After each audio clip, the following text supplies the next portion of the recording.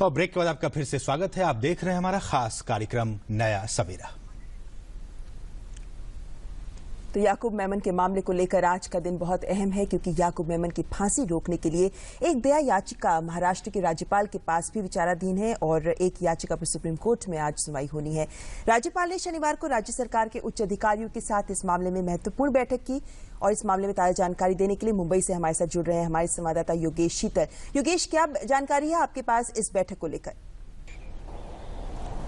Good morning ममता, good morning असीम। देखिए, ताजी जानकारी यही है कि शनिवार को लंबी वार्ता हुई है। खुद अनिल सिंह जो कि महाधिवक्ता है महाराष्ट्र के, उनके साथ मीटिंग हुई है। इसके अलावा जो लॉ एंड ऑर्डर है, जो अलग अलग सिचुएशंस हैं, उसके जो बड़े अधिकारी हैं वो लोग उन लोगों ने मीटिंग की है। हालांकि एक बात यह भी है कि जो चीफ मिनिस्टर है, जो महाराष्ट्र की सरकार है, उन्होंने अपने रिकमेंडेशन, अपने सजेशंस जो होते हैं, जो संविधान के तहत होते हैं, उन्होंने गवर्नर को दे दिए हैं, जिसमें साफ तौर पर कहा गया है कि किसी भी तरह की नरमी ना बरती जाए। हालांकि जैसा कि अभी आप बता रही थी कि दिन बहुत महत्वपूर्ण है, क्योंकि एक तरफ जहां की जो सीवी राव जो यहाँ के गवर्नर हैं वो फाइनल कॉल लेने वाले, वहीं दूसरी तरफ जो सुप्रीम कोर्ट है उस पर जजमेंट आने वाला है। एक महत्वपूर्ण बात यह भी है कि जो हमारे जो सूत्र बता रहे हैं, जो कि राजभवन से जुड़े हुए हैं, वो सूत्र बता रहे हैं कि जब तक सुप्रीम कोर्ट का फैसला नहीं आ जाता तब तक जो है गवर्नर कोई फैसला नहीं लेंगे, ऐसा सूत्रों की खबर है।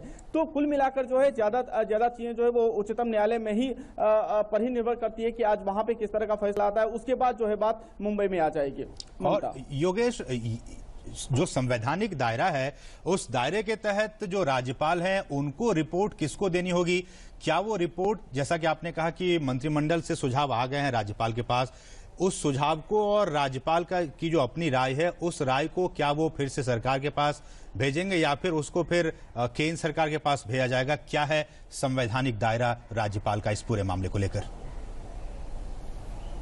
देखिए असीम, संवैधानिक दायरे की अगर हम बात करें तो जो राज्यपाल है वो आमतौर पे राष्ट्रपति को ही भेजेंगे। लेकिन एक सवाल ये भी है क्योंकि चूंकि राष्ट्रपति के पास ऑलरेडी एक दया याचिका आ चुकी है जो वहां पे ठुकरा दी गई है, तो एक जो संवैधानिक दायरे की आप बात करें तो राज्यपाल आमतौर पे राष्ट्रपति को देंगे। दूसरी बात यह है कि जो दया याचिका होती है इसको आप एक बार मोटा मोटी हम एक बार परसू कर दें, लेकिन जो याकूब मेमन है उनका यह कहना है कि जो इससे पहले जो दया याचिका थी वो सुलेमान ने भेजा था, वो इन्होंने नहीं भेजा था, तो उनके भाई ने था। तो इंडिविजुअल करके जो है एक लीगल पॉइंट को, लीगल लूपहोल्स को यहाँ पे फिगर आउट करके अब जो है खुद याकूब मेमन जो है वो भेज रहे हैं। तो संवैधानिक दायरे के तहत आमतौर पर जो है गवर्नर वो प्रेसिडेंट को भेजेंगे, लेकिन ऐसा कोई मैंडेटरी नहीं है। हो सकता है गवर्नर यहाँ पे खुद भी डिसीजन ले सकते हैं। जी, तो सबकी नजर रहेगी इस मामले पर। बहुत बहुत शुक्रिया योगेश हमारे साथ जुड़ने के लिए। ऐसे देखा जाए तो इस पूरे मामले पर कहा जाता है कि जिस राज्य में फैसला लिया गया है मौत की सजा का, वहां के राज्यपाल को अधिकार होता है, संवैधानिक अधिकार होता है। लेकिन ममता, सवाल ये भी है कि वो रिपोर्ट, जैसे कि योगेश बता रहे थे कि वो रिपोर्ट वो फिर से